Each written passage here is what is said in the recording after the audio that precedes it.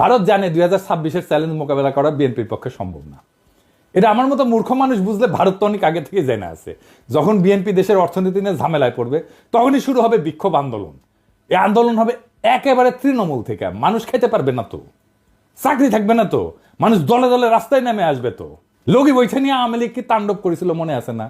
এখন যে পুলিশ আছে পুলিশে পুরে রেতো হাসিনা, পুলিশ চুপ করে দাঁড়িয়ে থাকবে। 1/11-এর টাইমে যেমন আসিল ওই মির্জাফরের সেনাবাহিনীর মতো ছাত্রলীগ যুবলীগ গর্ত থেকে উঠায় আন্দোলনে জয়েন দেবে, আর আমার হাসিও চুপ কইরা ঢুকে পড়বে।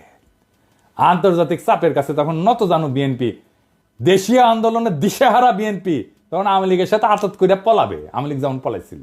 আর দেশে ফিরে আসবে সেই ভয়ঙ্কর ফ্যাসিবাদ, আবার সেই ভারতীয় আধিপত্যবাদ যা কায়রা নিছিল আমাদের জীবনের 16টা বছর, বাংলাদেশকে পরিণত করছিল ভারতের উপনিবেশে।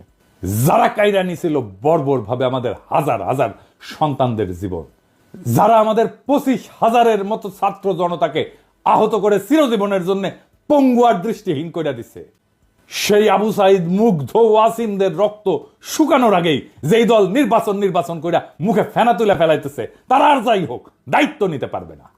আপনাদের রিকমেন্ড করা যত লোক অন্তর্বর্তীকালীন সরকারে আছে তাদের পারফরমেন্স দেখে আপনাদের দক্ষতা আমাদের কাছে পরিষ্কার। স্বরাষ্ট্র উপদেষ্টা কার রিকমেন্ডেশনে জানেন? বিএনপির। শিক্ষা উপদেষ্টা কার? বলছিলাম তো বিএনপি। এই খারাস বিদেশে কোনো অনুষ্ঠানে যায় না। 5ই আগস্টের পর বাংলাদেশের শিক্ষাঙ্গনে সবচেয়ে বেশি ঝামেলা হয়েছে। ছাত্ররা আন্দোলন করছে তাদের অধিকারের জন্য, আর আওয়ামী লীগ তাদের ন্যায্য অধিকারের আন্দোলনের নাম দিছে সন্ত্রাসী কর্মকাণ্ড। প্রফেসর ইউনূস দায়িত্ব আসার পর সবার আগে উচিত ছিল বিদেশি সহযোগীদের কাছে শিক্ষাঙ্গনের স্বাভাবিক পরিস্থিতি তুলে ধরা এবং সকল দ্বন্দ্বের সমাধান করা। তা না কইরা তিনি তার ডায়াপার সামলানোর অপারগতার কথা বইলা বিদেশে যাইতেছেন না। আপনি কি ভাবছেন স্যার আমরা বুঝি না? আপনাদের বিএনপির পরামর্শে আসছেন। ইউনূস স্যারের সরকারের ভাবমূর্তির জন্য কাজ করলে তো আপনার আসল লক্ষ্য পূরণ হবে না। বিএনপির 31 দফা দেখে তো মনে হয়েছে তারা শিক্ষাঙ্গনের সমস্যাটাই বুঝেন নাই।